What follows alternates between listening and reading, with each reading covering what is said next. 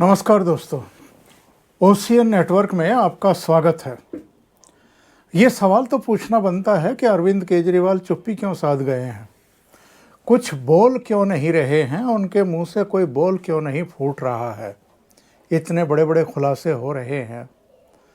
मुख्यमंत्री आवास पर 45 करोड़ रुपया केवल उसके साज सज्जा पर ही अगर खर्च कर दिया जाए रिनोवेशन के नाम पर, बड़े सवाल ये उठ रहे हैं कि जो अरविंद केजरीवाल खुद को, मनीष सिसोदिया को, आम आदमी पार्टी के नेताओं को कट्टर ईमानदार बताते थे, वो इन खुलासों के बाद मीडिया के सामने क्यों नहीं आ रहे हैं और मीडिया के लिए अपना आवाज़ क्यों नहीं खोल देते हैं, क्यों उन आरोपों को गलत साबित करने के लिए प्रेस कॉन्फ्रेंस करते हैं जो आरोप मीडिया में इस समय उन पर लगाए गए हैं। हमेशा मीडिया का अपनी छवि चमकाने के लिए उपयोग या दुरुपयोग करने वाले अरविंद केजरीवाल आज मीडिया के कैमरा पर्सन को, उनके संवाददाताओं को धकिया रहे हैं, उनको रेजिडेंस से बाहर किया जा रहा है, रेजिडेंस में नहीं घुसने दिया जा रहा है। जिस अरविंद केजरीवाल और इनके पार्टी नेताओं ने अपनी छवि चमकाने के लिए मीडिया हाउसेस को एक तरीके से मोटे मोटे पैकेज दे करके हायर कर लिया था और जिस तरह उनके कार्यक्रमों की अबाध गति से, निर्बाध गति से कवरेज होती थी, लाइव कवरेज होती थी, उस पर सवाल खड़े होते रहे हैं। और एडवर्टाइजमेंट के नाम पर जिस तरीके से इन्होंने पैसा फूंका है, सरकारी पैसा जो जनता की का दिया हुआ टैक्स है वो फूंका है केवल अपने को ग्लोरीफाई करने के लिए, उस पर तो ऑलरेडी जांच बैठी हुई है।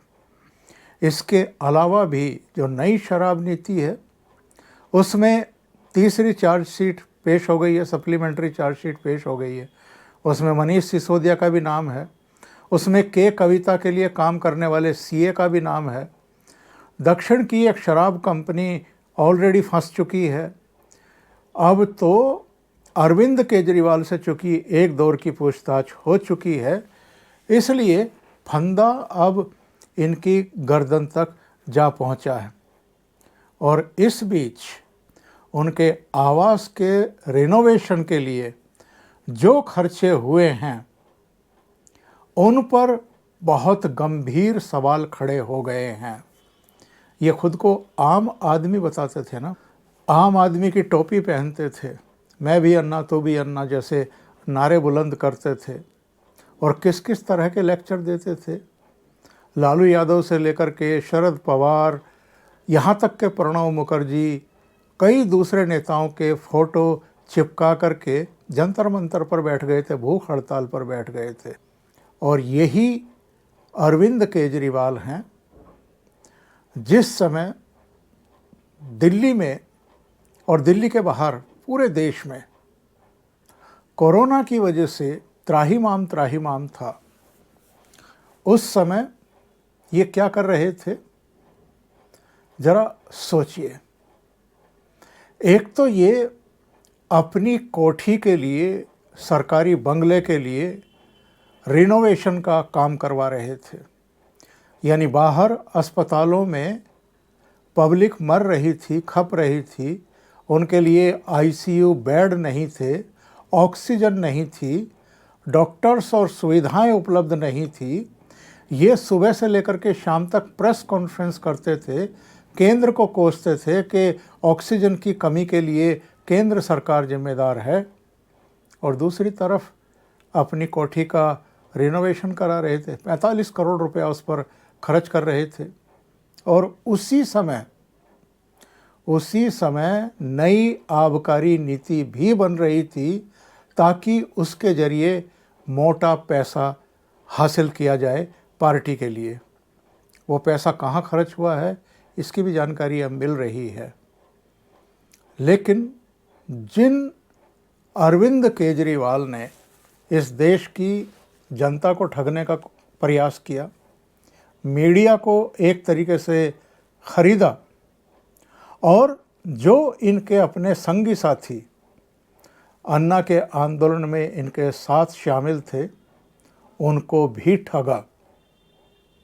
आप अंदाज़ा लगाइए कि अरविंद केजरीवाल जो स्वराज की बात करते थे, स्वराज पर जिन्होंने एक किताब लिखी थी, वो अब उसी अभिव्यक्ति की स्वतंत्रता को किस तरीके से दबाने की कोशिश कर रहे हैं। जो कहते थे कि भ्रष्टाचार से निपटने के लिए लोकपाल बिल लाया जाना चाहिए, वो नहीं ला रहे हैं। जो कहते थे कि हम आरटीआई के एक्टिविस्ट हैं, अब आरटीआई के जरिए या दूसरे जरिए जो भी तथ्य निकल करके सामने आ रहे हैं और जो भंडाफोड़ हो रहा है, तो उससे विचलित हो रहे हैं। अरविंद केजरीवाल केवल इस वजह से कंट्रोवर्शियल नहीं हुए हैं। अरविंद केजरीवाल नई आबकारी नीति में हुए घोटाले में भी आकंठ फंसे हुए हैं। सत्येंद्र जैन चलो 2015-16 के एक मनी लॉन्ड्रिंग के केस में गिरफ्तार हुए और उनको अब तक जमानत नहीं मिली है। 30 मई 2022 को गिरफ्तारी हुई थी और अब फिर से मई आने वाला है 2023 का, यानी 11 महीने से वो जेल में हैं और उनको ज़मानत नहीं मिल रही है। आप इससे अंदाज़ा लगाइए कि कितना गंभीर मसला है जिसमें वो फंसे हैं। ऐसे ऐसे तो इनके संगी साथी हैं जिनको इन्होंने स्वास्थ्य मंत्रालय दिया हुआ था, कुछ और मंत्रालय दिए हुए थे। मनीष सिसोदिया, जिनके पास कुल मिलाकर के 18 मंत्रालय थे। शिक्षा मंत्री तो वो कहने को थे, एक्चुअल में आबकारी मंत्रालय से लेकर के तमाम मंत्रालयों का कामकाज वो संभालते थे। और अरविंद केजरीवाल कितने श्याणे बने हैं, कोई मंत्रालय इन्होंने अपने पास रखा ही नहीं। जो जो इनको कर्मकांड कराने थे वो दूसरों को मंत्री बना करके, उनको विभाग सौंप करके, उनके जरिए वो सारे काम कराए। पिछले दिनों एक तर्क दिया था ना इन्होंने कि साहब अरविंद केजरीवाल कैसे जिम्मेदार हो गए, उनका तो किसी फाइल पर सिग्नेचर नहीं है। तो क्या ये नाम के मुख्यमंत्री हैं? क्या करने के लिए मुख्यमंत्री की कुर्सी पर बैठे हैं? और जितने भी नीतिगत फैसले होते हैं, जो पॉलिसीज बनाई जाती हैं, वो क्या कैबिनेट की बिना सहमति और मर्जी के बनाई जाती हैं? और कैबिनेट की बैठक की अध्यक्षता कौन करता है? और बिना मुख्यमंत्री की सहमति के या इशारे के कोई नीति बन कैसे सकती है? और जब वो पूरी तरीके से कंट्रोवर्शियल हो गई, जब चीफ सेक्रेटरी ने उस पर रिपोर्ट बना करके एलजी को दे दी कि इसमें गड़बड़ घोटाला हुआ है, और एलजी ने जब उसकी सीबीआई जांच के आदेश दे दिए, तो वो मिनटों में वापस भी ले ली गई। नई शराब नीति को इन्होंने विड्रॉ कर लिया। क्यों कर लिया भाई? पहले तो ये शेखी बघार रहे थे, सारे प्रेस कॉन्फ्रेंस करते थे। सौरभ भारद्वाज, संजय सिंह, आतिशी, जितने इनके नेता थे सारे प्रेस कॉन्फ्रेंस करते थे कि इससे तो दिल्ली सरकार को लाभ हुआ है नई आबकारी नीति से। बाद में पता लगा किस तरह का लाभ हुआ है। इन्होंने सरकारी ठेके सारे बंद करवा दिए, सब कुछ प्राइवेट हाथों को दे दिया। शराब के जो छोटे कारोबारी थे उनको रेस से ही बाहर निकाल दिया। बड़े कारोबारियों को इन्होंने सारा कारोबार भी, ठेके भी, सब कुछ दे दिया। और बड़ी बड़ी शराब कंपनियों और कारोबारियों से इन्होंने पैसे लिए। वो कब कब कितनी कितनी रकम आई है वो अब तक जांच एजेंसियां पता कर चुकी हैं। और रही सही कसर, अरविंद केजरीवाल का जो पीआर का काम देखते थे विजय नायर, उन्होंने पूरी कर दी।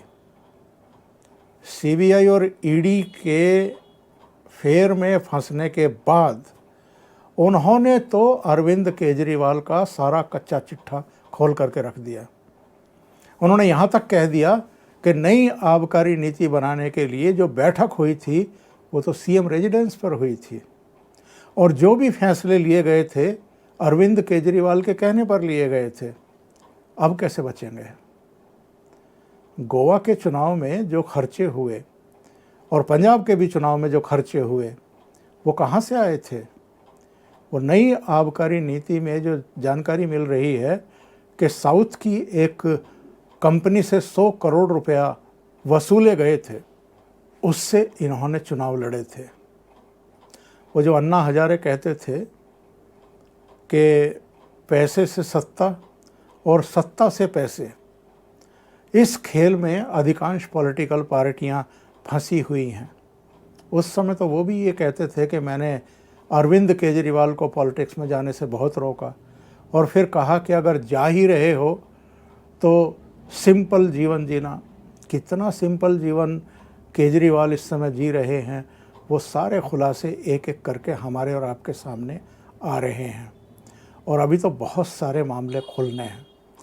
जो टेलीविज़न चैनलों को, अखबारों को इन्होंने थोक के भाव विज्ञापन दिए हैं, उस पर जो कई कई सौ करोड़ रुपया फूंका है अपनी छवि चमकाने के लिए, और दूसरे प्रदेशों में भी वो विज्ञापन लोग देखें और इनसे प्रभावित हों, इसके लिए अभी तो उसका कच्चा चिट्ठा खुलना है। इसके अलावा जो बसों की ख़रीद के लिए इन्होंने टेंडर छोड़े थे उसका भी खुलासा होना है। इसके अलावा स्कूलों में कमरे बनवाने के नाम पर वहाँ भी रिनोवेशन का काम हुआ। कमरे पहले से बने हुए थे, किसी किसी स्कूल में कुछ कुछ कमरे बन गए। यहाँ तक कि इन्होंने टॉयलेट को भी कमरे बता करके उसमें हर कमरे का जो निर्माण है वो 25 लाख में हुआ है, ऐसे इन्होंने बिल वगैरह जो है वो पास करवाए हैं। आप अंदाज़ा लगा सकते हैं कि मैं भी अन्ना, तू भी अन्ना, और हम तो जी आम आदमी हैं। वो आम आदमी की एक टोपी लगाते थे ये लोग, वो टोपी भी गायब हो चुकी है। एक मफलर ओढ़ते थे वो भी ख़त्म हो चुका है। खांसते थे वो खांसी भी गायब हो चुकी है। जो वैगन आर गाड़ी में चलते थे वो गाड़ी पता नहीं कहाँ चली गई है। तो इनका असली रूप अब लोगों के सामने और देश के सामने आ चुका है। इनसे एक दौर की पूछताछ तो सीबीआई ऑलरेडी कर चुकी है। आगे कब इनका नंबर आ जाए दोबारा पूछताछ के लिए कह नहीं सकते। और जब हम बात कर रहे हैं तो एक दिन पहले मनीष सिसोदिया के खिलाफ भी चार्जशीट पेश हो गई है, और उसमें जिस शराब, साउथ की शराब कंपनी का चर्चा हो रहा है, उसके जो सीए हैं और केसीआर की बेटी के कविता के लिए जो काम करते रहे हैं, उनके खिलाफ भी चार्जशीट दाखिल हो गई है। तो आप अंदाज़ा लगाइए कितना बड़ा नेक्सस था। ये जो केसीआर के बुलावे पर रैली में पहुंचते हैं उनकी, अरविंद केजरीवाल और पंजाब के सीएम भगवंत मान, और केसीआर दिल्ली में आकर के इनसे मुलाकात करते हैं, नीतीश कुमार मुलाकात करते हैं, अखिलेश यादव के साथ गलबैयाँ लड़ाते हैं। और पिछले दिनों तो हद हो गई, जिन लालू यादव को कोसते थे, और जो एक मुद्दा बीच में इन्होंने उठाया था कि साहब प्रधानमंत्री तो कम पढ़े लिखे हैं, तेजस्वी यादव जो लालू के बेटे हैं और बिहार के उप मुख्यमंत्री हैं, उनको गुलदस्ते लेते देते हुए दिखाई दे रहे थे, उनसे हाथ मिलाते हुए दिखाई दे रहे थे। तेजस्वी यादव की एजुकेशन कितनी है पता है क्या अरविंद केजरीवाल को? और अब तो सारे आंकड़े इनके विधायकों के भी आ गए, मंत्रियों के भी आ गए। कितने एमएलए इनके 8वीं पास हैं, कितने 10वीं पास है, कितने 12वीं पास हैं, वो सब का कच्चा चिट्ठा खुल करके सामने आ गया है। तो आप अंदाज़ा लगाइए, इन्होंने सदन का दुरुपयोग किया, इन्होंने मीडिया का दुरुपयोग किया अपनी छवि चमकाने के लिए, अपने विरोधियों को गाली देने के लिए, और कोविड जैसे समय में केंद्र सरकार पर इन्होंने मिथ्या झूठे आरोप लगाए उसे बदनाम करने के लिए। और जब वैक्सीनेशन का भी काम चल रहा था तो इंटरनेशनल कुछ प्रोटोकॉल होते हैं, कुछ जिम्मेदारियां होती हैं, और हमें जब इंटरनेशनली अपने देश की मान प्रतिष्ठा बढ़ानी हो तो बहुत सारे फैसले लेने होते हैं। तो जो हमारे यहाँ की 2 वैक्सीन बनी थी वो कुछ देशों को भेजी गई। उस समय इन्होंने किस तरह के पोस्टर लगवाए थे दिल्ली की सड़कों पर और दूसरे महानगरों में कि मोदी जी, हमारे बच्चों के हक की वैक्सीन आपने विदेशों में क्यों भेज दी। आप ज़रा अंदाज़ा लगाइए इन लोगों को ये कितने छिछोरे हैं कि अगर हमारे देश में वो 2 वैक्सीन नहीं बनती और जो कोविड से लोग मर रहे थे, उसके बाद ये क्या हाल करने वाले थे प्रधानमंत्री नरेंद्र मोदी का। वो तो वैक्सीन बन गई, 250 करोड़ वैक्सीन अब तक लोगों को लग भी चुकी है, और इसके बावजूद किस किस तरह की बातें इन नेताओं ने कही थी। अखिलेश यादव ने तो यहाँ तक कह दिया था कि ये भाजपा की वैक्सीन है। तो ये सारे एक एक करके एक्सपोज हो रहे हैं। कई नेता, कई वंशवादी चेहरे ईडी, सीबीआई और आईटी के रडार पर हैं, उनके खिलाफ जांच चल रही है। कुछ अंदर जा चुके हैं, कुछ अंदर जाने की प्रक्रिया में हैं, और एक एक करके जिस तरीके से इनकी अब परतें खुल रही हैं और जिस तरीके से ये ऊँट पहली बार पहाड़ के नीचे आया है, उससे पूरी तरीके से घबराए हुए हैं। गंभीर मुसीबतों में और गंभीर संकट में फंस गए हैं केजरीवाल। छवि भी बर्बाद हो चुकी है और प्रतिष्ठा की तो छोड़ ही दीजिए। सबको इंतज़ार है अरविंद केजरीवाल ज़रा आए सामने और बंगले पर जो 45 करोड़ रुपया खर्च हुआ है, जनता की गाढ़ी कमाई का जो टैक्स है वो खर्च किया है, उसके बारे में ज़रा जवाब दें। और मीडिया को धकियाना धमकाना छोड़ करके सीएम आवास के दरवाजे मीडिया के कैमरों के लिए खोलें, ताकि वो बता सकें पूरे देश को और दुनिया को कि अपने आप को आम आदमी कहने वाला अरविंद केजरीवाल एक्चुअल में किस तरह की ज़िंदगी जी रहा है। अभी के लिए इतना ही। बहुत बहुत धन्यवाद। अगर आपको ये चैनल और इसके कंटेंट पसंद आ रहे हैं तो लाइक करें, कमेंट करें, वीडियो को शेयर भी करें। अभी तक अगर आपने ये चैनल सब्सक्राइब नहीं किया है तो सब्सक्राइब कर लें और साथ में लगे बेल आइकॉन को दबा दें, ताकि आगे आने वाले वीडियो और उनके नोटिफिकेशन आप तक पहुंचते रहें। बहुत बहुत धन्यवाद। नमस्कार।